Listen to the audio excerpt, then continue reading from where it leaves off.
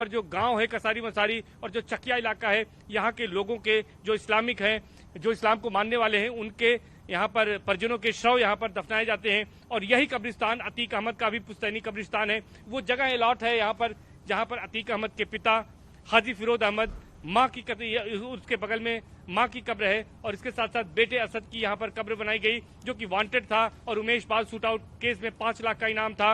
UP ATS ने झांसी में police encounter में उसे मार गिराया था 13 अप्रैल को, और कल उसका यहाँ पर अंतिम संस्कार किया गया था, उसे दफनाया गया था। और आज उसी के बगल देखिए आपकी संयोग कैसा है कि अतीक अहमद और अशरफ बार बार कह रहे थे कि उनकी जेल बदलने के दौरान उनकी सुरक्षा के साथ खिलवाड़ हो सकता है, उन्हें मारा जा सकता है, उनको सुरक्षा चाहिए, और कोर्ट से बार बार अपील कर रहे थे। कोर्ट ने भी, हाई कोर्ट ने भी 21 मार्च के अपने ऑर्डर में ये डायरेक्शन दिया था और पुलिस कमिश्नर को कहा था कि जब भी उनकी जेल शिफ्ट की जाए, उनको कहीं ले आया जाए, उस प्रॉपर जो है वो सुरक्षा का ध्यान रखा जाए। लेकिन कहीं न कहीं बड़ी चूक हुई है सुरक्षा में, और जिस तरह से कल हमलावर आए, मीडिया कर्मी बनकर आए, बाइट लेने के बहाने कैमरा लगाया और पीछे से गोली मारी। पहली गोली उन्होंने अतीक अहमद को मारी, और जिस समय अतीक अहमद को गोली मारी गई उस समय मीडिया कर्मियों ने जो सवाल किया था, वो आखिरी सवाल, आखिरी बोल अतीक अहमद के क्या थे, मैं अगर आपको बताऊं तो अतीक अहमद के आखिरी बोल यही थे कि उनसे पूछा था मीडिया कर्मियों ने कि आप असद के अंतिम संस्कार में, जनाजे में शामिल नहीं हो पाए,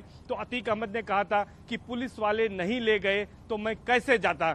यानी कि अतीक अहमद के आखिरी बोल यही थे, और इसी के बाद हमलावर ने सीधे अतीक अहमद के सिर में कनपट्टी पर सटाकर गोली मारी, और उसके बाद अतीक अहमद वहीं ढेर हो गया और अगली गोली ताबड़तोड़ अशरफ के ऊपर मारी गई। तो दोनों के ऊपर जिस तरह से यहाँ पर 3 हमलावर आए थे, 3 हमलावरों ने लवलेश तिवारी जो कि बांदा का रहने वाला है, दूसरा हमीरपुर का रहने वाला है, सनी नाम है, मोहित उर्फ सनी सिंह, और इसके साथ साथ तीसरा अरुण मौर्य जो कि कासगंज का रहने वाला है। 3 आरोपी अलग अलग क्षेत्रों से आए और यहाँ पर रुके, उसको लेकर भी बिल्कुल सर्वेश मैं आऊंगा आपके पास।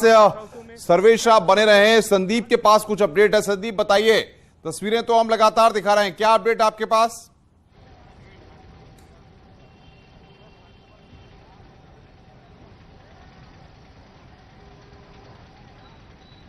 संदीप आपको मेरी आवाज आ रही है? बताइए। समूह का पूरा समूह एक जगह इकट्ठा हो गया तो अंदर फोर्स भी बढ़ा दी गई है। वहीं अभी भी शाइस्ता को लेकर उनके परिजन जो तैयारी कर रहे हैं वो कंफर्म नहीं बता रहे हैं आखिर हकीकत क्या है, क्योंकि हमारे साथी बता रहे हैं कि शाइस्ता सरेंडर कर चुकी, हो सकता है कि उनकी बात सही हो, लेकिन परिजन इस बात को क्यों छुपा रहे हैं, इसको लेकर सवाल बना हुआ। ऐसे ही बच्चों को लेकर है, हालांकि वो अशरफ के बच्चों और उनकी साली को जनाजे में शामिल होने की बात कह रहे हैं, लेकिन शाइस्ता और उनके बच्चों को जनाजे में शामिल होने को लेकर अभी इनकार कर रहे हैं। ऐसे में हो सकता है कि परिजन इस मसले को छुपा रहे हों, या हकीकत क्या है ये कुछ पल में खुल ही जाएगा। लेकिन अतीक और अशरफ का जो 44 वर्ष तक का यहाँ पे खौफ था वो जमींदोज हुआ जा रहा है। यहीं से उस खौफ का उदय हुआ था और यहीं पर दफन हुआ जा रहा है। या ये कसारी मसारी का कब्रिस्तान है, बगल में ही 900 मीटर पर अतीक का पुश्तैनी आवास है, और साथ ही ये वो जंगल है, यहीं से 200 मीटर इसी कब्रिस्तान से 300 मीटर जुड़ा हुआ जंगल है, जहां पर कल अशरफ और अतीक को आखिरी बार लाया गया था और हथियार बरामद किया गया था। यहीं के बाद वो थाने गए और थाने के बाद मेडिकल कराने के लिए उनको हॉस्पिटल ले जाया गया, जहां कालविन हॉस्पिटल में उनको गोली मारकर हत्या कर दी गई।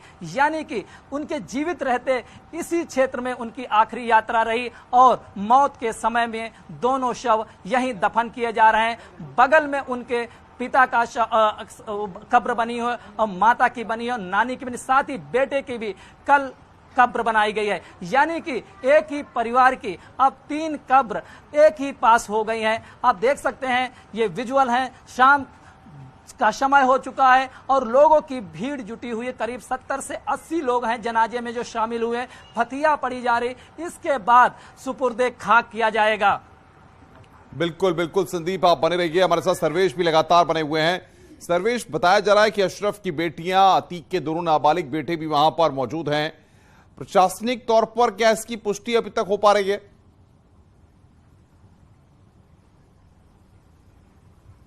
देखिए, प्रशासनिक तौर पर पुष्टि कोई करेगा नहीं, क्योंकि पुलिस कमिश्नर रमेश शर्मा और डीएम संजय खत्री मौजूद हैं, तमाम आला अधिकारी मौजूद हैं, एलआईयू के और तमाम अन्य इंटेलिजेंस यूनिट्स मौजूद हैं। और जिस इलाके में मैं मौजूद हूं, ये कसारी मसारी का जो इलाका है, हालांकि इसका नाम अब कालिंदीपुरम भी कहा जाता है, लेकिन चारों तरफ, इस कब्रिस्तान के चारों तरफ जो सड़कें हैं, उन सड़कों पर पीएसी का, पुलिस का सख्त पहरा है और कब्रिस्तान के गेट पर आरएफ को तैनात किया गया है। लोगों की भीड़ बढ़ रही है, तमाम बुर्का नशी महिलाएं भी यहाँ पर अंतिम विदाई देने पर आई हैं।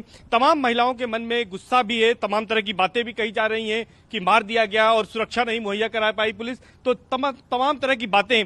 लेकिन चूंकि मैंने खुद उस विजुअल्स को देखा है, उस एम्बुलेंस को देखा है जिसमें 2 बच्चे बैठे थे, जिन्हें एजम और अबान है, वो अतीक अहमद के बेटे हैं, और इसके साथ साथ अशरफ की बेटियां भी यहाँ पर आई हुई हैं। तो ये कहा जा सकता है कि शाइस्ता को लेकर हो सकता है कि सस्पेंस बनाने की कोशिश की जा रही हो, लेकिन अब कुछ बचा नहीं है। जैसे मैंने आपको बताया कि शाइस्ता के पास कोई विकल्प नहीं है कि वो क्यों नहीं अब सामने आना चाहेंगी, क्योंकि अब बेटा उनका असद रहा नहीं, अब पति और देवर भी मारे जा चुके हैं, तो अब कुछ बचा नहीं है। इसलिए शाइस्ता ने खुद ही प्रशासन से संपर्क किया है। माना यह जा सकता है कि शाइस्ता वहां पर पहुंच गई हो और फिलहाल अभी कुछ उनको प्रशासन कुछ देर बाद उनको हिरासत में ले ले, ये सारी प्रक्रिया पूरी होने के बाद। लेकिन फिलहाल जो जानकारी हमारे पास है उसके मुताबिक ये एक तरह से ये मानवीय आधार पर भी, कि चूंकि उनके पति का यहाँ पर अंतिम संस्कार हो रहा है, तो अभी फिलहाल गिरफ्तारी नहीं है, लेकिन तमाम महिला पुलिसकर्मी सिविल ड्रेसेज में है, बुरके में तमाम मुस्लिम महिला पुलिस अधिकारियों को भी रखा गया है कि जिससे कि शाइस्ता को भागने न दिया जाए। तो इस तरह की प्रयास किए गए हैं और एक जो यहाँ पर प्लान है वो बिल्कुल फुल प्रूफ प्लान तैयार किया गया है ताकि कोई चूक न हो पुलिस से। और चूंकि अब जो यहाँ पर मामला है वो आज दिन में पोस्टमार्टम हुआ, देर शाम तक पोस्टमार्टम की कार्रवाई हुई, उसके बाद यहाँ पर अशरफ और अतीक के शव को लाया गया और दिन भर से ये माहौल बनाए रखा प्रशासन ने। यहाँ पर फ्लैग मार्च होता रहा कि ताकि किसी तरह का न्यूसेंस क्रिएट ना हो, कोई डिस्टर्बेंस ना हो, इस तरह की कोशिश की गई। और अब आप देखिए कि अंतिम संस्कार में जो यहाँ पर कब्रिस्तान में शवों को दफनाने की प्रक्रिया है वो की जा रही है और इस्लामिक जो रिचुअल्स हैं उसके हिसाब से ये काम किया जा रहा है। बहुत ही कम लोगों को वहाँ पर जाने की इजाजत दी गई है जहाँ पर कब्र बनाई गई है और वहाँ पर अब फातिया पढ़ने की कार्रवाई की जा रही है, मिट्टी दी जा रही है और इस कुछ ही क्षणों में ये कह सकते हैं कि 15 से 20 मिनट या आधे घंटे का वक्त और लगेगा, जबकि अतीक अहमद और अशरफ दोनों को सुपुर्दे खाक कर दिया जाएगा। यानी कि एक युग का, ये कहें कि एक 4 दशक जिसका यहाँ पर साम्राज्य था, उसका, उस साम्राज्य का, उस आतंक के साम्राज्य का आज अंत हुआ। अंत तो ऐसे कहेंगे कि कल ही हो गया था, जिस तरह से उनको मारा गया अतीक अहमद को और अशरफ को गोलियों की बौछार करके, जिसके लिए अतीक अहमद जाने जाते थे। अतीक अहमद ने भी जिस तरह से 25 जनवरी 2005 को बसपा विधायक, तत्कालीन बसपा विधायक राजू पाल की हत्या की गई थी, जिसमें अतीक अहमद और अशरफ का नाम आया था। अशरफ का तो ये कहा गया था कि अशरफ ने दौड़ाकर तब तक गोलियां मारी थी जब तक अशरफ इंश्योर नहीं हो गया था कि राजू पाल की हत्या नहीं हो गई। बताया तो यहां तक जाता है कि जिस टेम्पो में राजू पाल को लाद कर वहां पर मेडिकल के लिए भेजा जा रहा था, उसके बाद भी उसने गोलियां बरसाई थी ताकि राजू पाल पूरी तरह से उसकी मौत हो जाए और वो बचने न पाए। तो ऐसे तमाम उदाहरण हैं राजू पाल और अतीक अहमद के पास। अतीक अहमद ने ऐसे कई कारनामे किए थे, लेकिन अंत जो अतीक अहमद का हुआ वो भी उसी तरह का अंत हुआ जिस तरह का अंत वो लोगों का किया करता था, यानी उसके साथ भी वही सलूक हुआ जो लोगों के साथ करता था। तमाम ऐसे काम थे। IS 227 गैंग का सरगना था अतीक अहमद, 132 लोग उसकी गैंग में शामिल थे, इंटर स्टेट गैंग था। और सबसे बड़ी बात, जब पुलिस कस्टडी रिमांड का आदेश लिया गया तो उसमें पाकिस्तानी कनेक्शन आया। लश्कर तैयबा से अतीक अहमद का कनेक्शन, पाकिस्तान से हथियार मंगाता था, पाकिस्तान के बॉर्डर से ड्रोन से हथियार और बम आते थे और ये बमों का, हथियारों का जो जखीरा था वो न केवल प्रयागराज, कौशाम्बी, फतेहपुर, उन्नाव तक की सीमाओं में उसके गुर्गों के पास संरक्षित थे। 2 दिनों में जो कस्टडी रिमांड पर पुलिस ने बरामदगी की थी, कौशाम्बी के चरवा थाना क्षेत्र के सैयद सरावा में 5 असलहे बरामद किए थे, 2 राइफल, 2 बंदूक, 1 पिस्टल बरामद की थी। और कल ही देर शाम को करीब 8 बजे जब धूमनगंज थाने से कसारी मसारी के जंगलों में पुलिस ले गई थी, तब भी विदेशी यहाँ पर वेपन्स को अतीक अहमद के कब्जे से बरामद किया था। यानी कि जो पाकिस्तानी कनेक्शन सामने आया था अतीक अहमद का, वो भी एक महत्वपूर्ण कड़ी है अतीक अहमद की हत्या के मामले में। इसके शूटर